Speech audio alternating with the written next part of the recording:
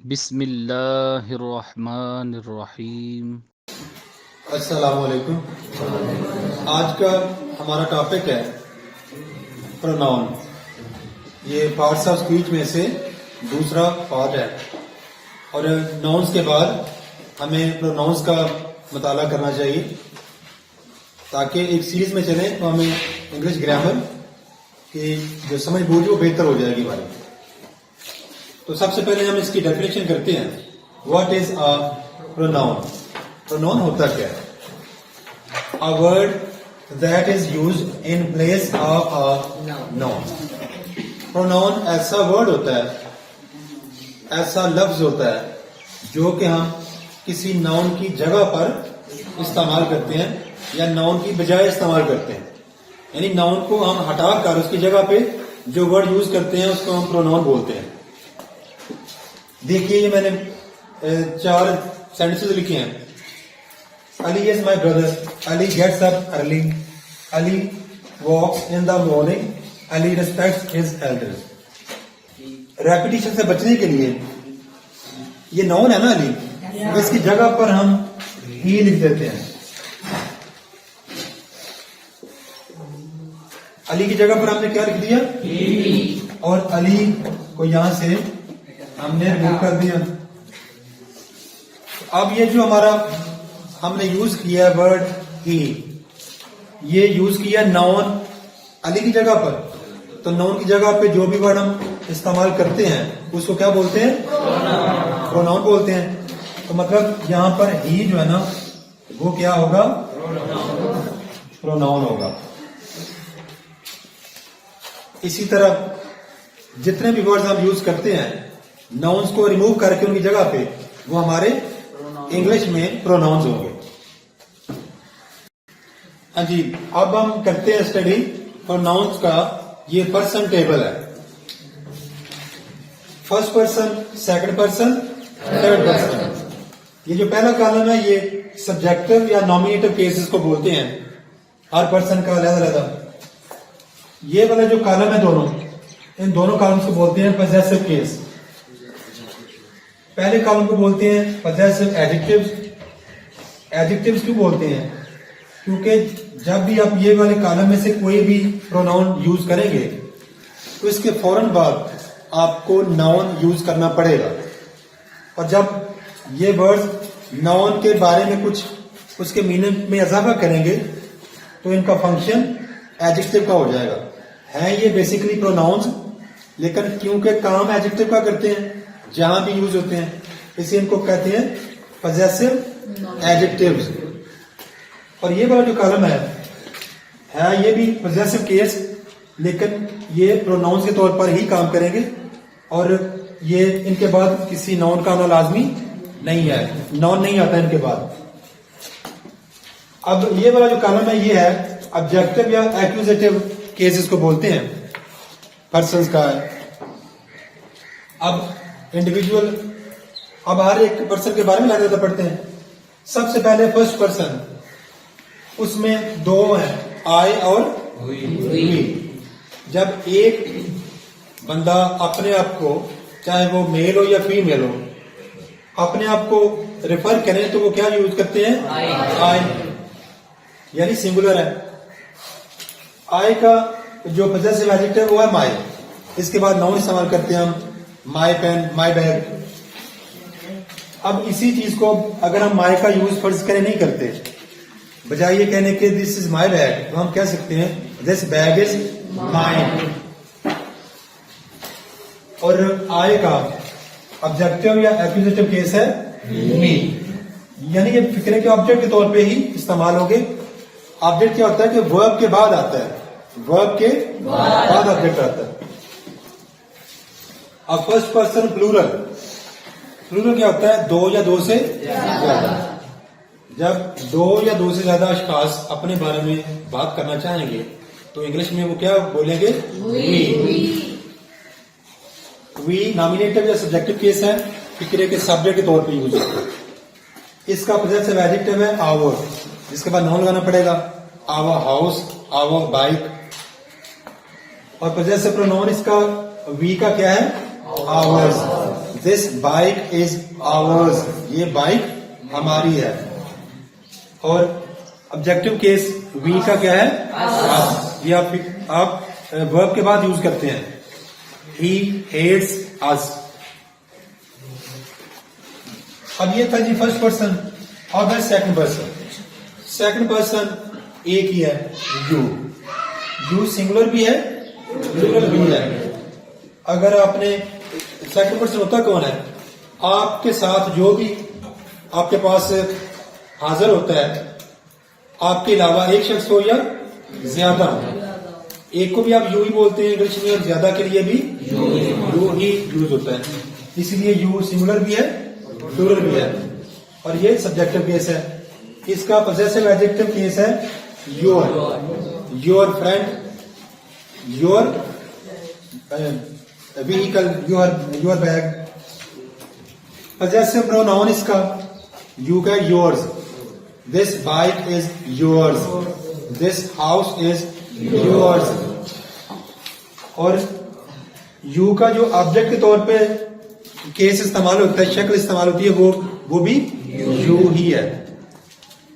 यानी यू की वर्ब से पहले भी आप यू ही इस्तेमाल करते हैं और वर्ब के बाद भी यू ही इस्तेमाल करते हैं।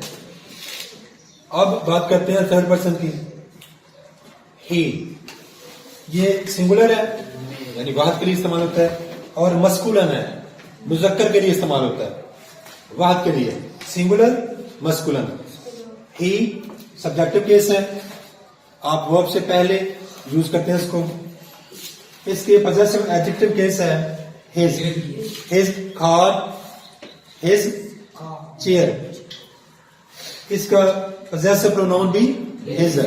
This chair is his, this house is his. और इसका ऑब्जेक्टिव या एक्विजिटिव केस है him. I love him, I beat him.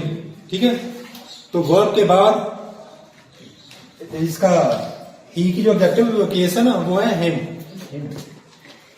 Next है कि थर्ड पर्सन सिंगुलर और फेमिनन यानी मुअन्नस के लिए यूज होता है, शी। ये सब्जेक्टिव केस है। इसका पॉसेसिव एडजेक्टिव है हर। हर ड्रेस, हर बुक। और अगर आप पॉसेसिव प्रोनाउन यूज करना चाहें तो आप बजाय ये कहने के कि दिस इज हर बुक, आप कह सकते हैं this book is hers, this dress is hers. दोनों के मीनिंग में कोई डिफरेंस नहीं है।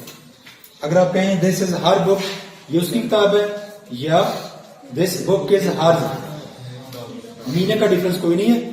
सिर्फ अगर हर बुक बोलेंगे तो आप ये वाली शक्ल इस्तेमाल कर रहे होंगे, और अगर हर्स बोलेंगे तो फिर आप पॉसेसिव प्रोनाउन की बात कर रहे हैं। और ऑब्जेक्टिव केस शी की है हर, वर्ब के बाद हर यूज करेंगे। इट न्यूट्रल जेंडर है, यानी ये मस्कुलिन और फेमिनिन दोनों के लिए यूज हो सकता है। और यूज आप इसको करते हैं या तो इनएनिमेट थिंग्स के लिए, बेजान चीजों के लिए, या फिर ऐसी अशखास के लिए या ऐसी चीजों के लिए जिसके सेक्स का, जेंडर का, जिन्स का आपको नहीं पता लग रहा। कई दफा आप देखते हैं कुछ बच्चे होते हैं, आपको नहीं पता लगता कि ये मेल है या फीमेल है, बच्ची है या बच्चा है। उसके लिए आप इट का वर्ड यूज कर सकते हैं। या हवा में उड़ते परिंदे या कोई ऐसा जानवर है, आपको नहीं उसका पता लग रहा कि वो जेंडर उसका क्या है, तो उसके लिए इट का वर्ड यूज करें। और अक्सर जो है ना, वो कहते हैं कि जानवरों के लिए इट का वर्ड ही यूज करें, ही शी का वर्ड यूज ना करें। तो इट की पॉसेसिव एडजेक्टिव जो फॉर्म है वो है इट्स। पॉसेसिव प्रोनाउन फॉर्म भी इट्स ही है, और ऑब्जेक्टिव केस इसका इट का इट ही होता है। यानी वर्ब से पहले भी आप as a subject it use करेंगे, और वर्ब के बाद ऑब्जेक्टिव उसकी जो फॉर्म है वो भी इट ही है। और सबसे आखिर पर है थर्ड पर्सन प्लूरल, यानी दो या दो से ज्यादा के लिए आप क्या यूज करेंगे? मेल हो, फीमेल हो, बेजा चीजें हो, आप दे ही यूज करेंगे अगर दो से ज्यादा थर्ड पर्सन की बात कर रहे हैं। इसकी पॉसेसिव एडजेक्टिव है their. Their classroom, their mobile phone. और पजेसिव प्रोनाउन है इसका देयर्स, और इसका ऑब्जेक्टिव फॉर्म आप यूज करेंगे वर्ब के बाद them। जी टेबल की समझ आ गई आपको? अगर आपने एक्टिव पैसिव करने हो या डायरेक्ट इनडायरेक्ट करने हो तो आपके लिए इस टेबल का जानना जरूरी है। इसके अलावा आप ना तो एक्टिव पैसिव चेंज आप इसमें कर सकते हो और ना ही डायरेक्ट और इनडायरेक्ट। जी अब हम बात करते हैं टाइप्स ऑफ प्रोनाउंस की। सबसे पहली टाइप है पर्सनल प्रोनाउंस। ये आप टेबल जो मैंने अभी बनाया है उसका जो पहला कॉलम है वो आपके पर्सनल प्रोनाउंस होते हैं, यानी I, we, you, he, she, it और दे। यानी पहला कॉलम टेबल का जो हमने बनाया था वो पर्सनल प्रोनाउंस है आपके। हाँ जी, सेकंड टाइप इसकी पजेसिव प्रोनाउंस।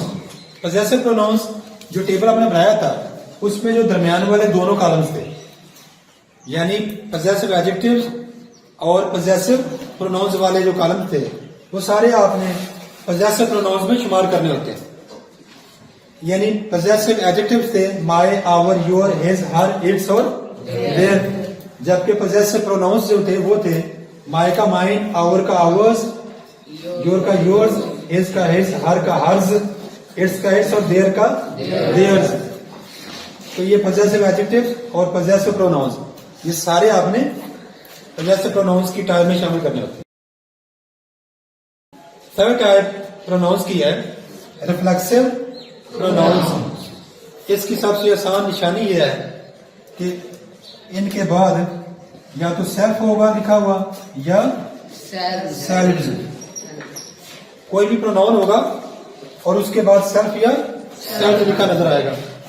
देखिए myself, ourselves, yourself, yourselves, himself, herself, itself और them self.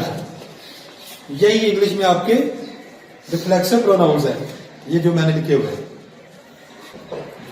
Type number 4 of pronouns indefinite pronouns. जैसा कि नाम से जाहिर है कि इनडेफिनिट प्रोनाउंस ऐसे वर्ड्स होंगे जो किसी खास शख्स या खास अशखास की तरफ इशारा नहीं करते। यूं समझे कि किसी के बारे में भी बात नहीं करते और सबके बारे में बात करते हैं, सिर्फ बंदों को पॉइंट आउट नहीं करते, खास की बात नहीं हो रही होती। जैसे कि फ्यू, सम, एवरीवन, ऑल, नोबडी। मिसालें देखते हैं। ऑल वर प्रेजेंट, तमाम हाजिर थे। नोबडी हेट्स मी, मुझसे कोई भी नफरत नहीं करता। यहां में किसी खास की बात नहीं हो रही। तो क्योंकि ये डेफिनेट नहीं है, खास नहीं है, किसी खास की तरफ पॉइंट आउट नहीं किया गया, तो इस तरह के प्रोनाउंस इनडेफिनिट प्रोनाउंस में शुमार किए जाते हैं। नेक्स्ट कोई टाइप है जी relative pronoun. Relative pronouns who, whom, what, whomever, that etcetera, इसका मतलब होता है वगैरह वगैरह। इस तरह के वर्ड्स आते हैं जो रिलेशन को जाहिर करते हैं। देखिए example, I know the person, मैं उस शख्स को जानता हूं। हु हेल्प्स मी, जो मेरी मदद करता है। अब हु रिलेशन जाहिर कर रहा है कि हेल्प करने वाला शख्स द पर्सन और हेल्प्स के दरमियान रिलेशन बना रहा है कि वो शख्स जो मेरी मदद करता है। यहां पे हु जो है ना ये होगा रिलेटिव प्रोनाउन, ये इसकी तरफ इशारा कर रहा है। ये जो है ना हमारा सब्जेक्ट पर्सन, उसकी तरफ। This is the book that I want to borrow, ये वो किताब है जो मैं खरीदना चाहता हूं। दैट इस बुक की तरफ इशारा कर रहा है। तो इस तरह के जितने वर्ड्स होंगे उनको आप रिलेटिव प्रोनाउंस में इंक्लूड करेंगे। Type number 6 demonstrative pronouns. Demonstrative pronouns होते हैं जो इशारा करते हैं, जो इशारा करते हैं, यानी दिस, दैट, दीज और दोज। ये 4 वर्ड्स इंग्लिश में जो डेमोन्स्ट्रेटिव प्रोनाउंस हो सकते हैं। कब होंगे? इन चारों फिक्रों के शुरू में लगे हुए ना, दिस, दैट, दीज और दोज, और इनके फौरन बाद देखें इज या आर लगा हुआ है। ये हेल्पिंग वर्ब्स हैं। तो अगर तो इनके फौरन बाद वर्ब आया हो, यानी इज एम आर, इज और आर ही आती है इनके बाद। अगर तो इनके बाद इज और आर आए हों, फिर ये होंगे डेमोन्स्ट्रेटिव प्रोनाउंस। लेकिन अगर इन चारों वर्ड्स के बाद फौरन बाद नाउन्स आए हों, यानी this book, that pain, these boys, those vehicles, फिर इनको आप कैटेगराइज डेमोन्स्ट्रेटिव एडजेक्टिव्स के तौर पर भी कर सकते हैं। होंगे ये प्रोनाउंस ही तब भी अगर इनके बाद नाउन्स भी आ जाए, लेकिन काम वहां पे वो कर रहे होंगे डेमोन्स्ट्रेटिव एडजेक्टिव्स का। अब सातवीं कैटेगरी है, टाइप है डिस्ट्रीब्यूटिव प्रोनाउंस। डिस्ट्रीब्यूट होता है तकसीम कर देना। ये वर्ड्स हैं इंग्लिश में इस तरह के, ईच, आइदर, नाइदर, नन। इनको ईदर और नीदर भी पढ़ते हैं अमेरिका वाले, बरतानिया वाले पढ़ते हैं आइदर और नाइदर। तो ये जो है ना वर्ड, ये है डिस्ट्रीब्यूटिव प्रोनाउंस, यानी जो तकसीम कर देते हैं। अब एग्जाम्पल देखिए, ईच ऑफ देम, उनमें से हर एक, यानी तकसीम करती है ना, तो उनमें से किसी भी एक को पकड़ लें, उनमें से हर एक ने, आगे जो भी हो। Each of them was absent. अब none, either, neither of them, none of them, उनमें से कोई भी नहीं, आइदर ऑफ देम, उनमें से कोई एक, नाइदर ऑफ देम, उन दोनों में से कोई नहीं। आइदर और नाइदर दो के लिए इस्तेमाल होता है। आइदर और नाइदर दो के लिए यूज होगा।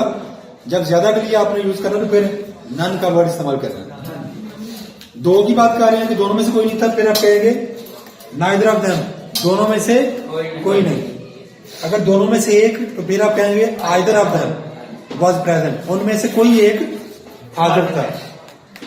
नन ऑफ देम, उनमें से कोई भी नहीं। None of them was present, उनमें से कोई भी प्रेजेंट नहीं था। तो ये है distributive pronouns, each, either, neither, none. Pronouns की आठवीं टाइप है interrogative pronouns, who, which, what, how, whose, etcetera. ये वर्ड आपके सेंटेंस के शुरू में आएंगे और ये इंट्रोगेटिव प्रोनाउंस तब बनेंगे जब फिक्रे क्या होंगे, सवालिया होंगे, इंट्रोगेटिव साइन ऑफ इंटरोगेशन आकर पे हो और फिक्रे के स्टार्ट पर ये वर्ड्स आए हों और इनके फौरन बाद वर्ब आया हो, helping verb, is, am, are वगैरह। इन वर्ड्स के फौरन बाद क्या आया हो, helping verb, is, am, are वगैरह, और ये फिक्रे सवालिया हो, तो इन वर्ड्स को हम क्या बोलेंगे, इंट्रोगेटिव प्रोनाउंस। अब देखिए, हु आर यू, हु के बाद हेल्पिंग वर्ब आया हुआ है। Which is your book, which के बाद helping verb. Whose is this, ये किसकी है या किसका है, हुज के बाद हेल्पिंग वर्ब आया हुआ है। इन वर्ड्स यानी इंट्रोगेटिव प्रोनाउंस में से किसी वर्ड के फौरन बाद अगर नाउन आया हो, तो फिर इन वर्ड्स की कैटेगरी इंट्रोगेटिव एडजेक्टिव हो जाएगी। तो इंट्रोगेटिव प्रोनाउंस के लिए आपने देखना है कि इन वर्ड्स के फौरन बाद वर्ब आया हो, हेल्पिंग वर्ब आया हो, नाउन ना आया हो। अगर नाउन आ जाए तो फिर ये वर्ड्स इंट्रोगेटिव एडजेक्टिव्स में चेंज हो जाएंगे, वो एडजेक्टिव्स की टाइप बन जाएगी। होंगे तो ये प्रोनाउंस ही, लेकिन क्योंकि फंक्शन इनका फिर एडजेक्टिव का हो जाएगा, फिर हम इनको इंट्रोगेटिव प्रोनाउंस की बजाय इंट्रोगेटिव एडजेक्टिव्स बोलेंगे। Thanks for watching. Please subscribe my channel. Also like and share this video with your friends. Thanks.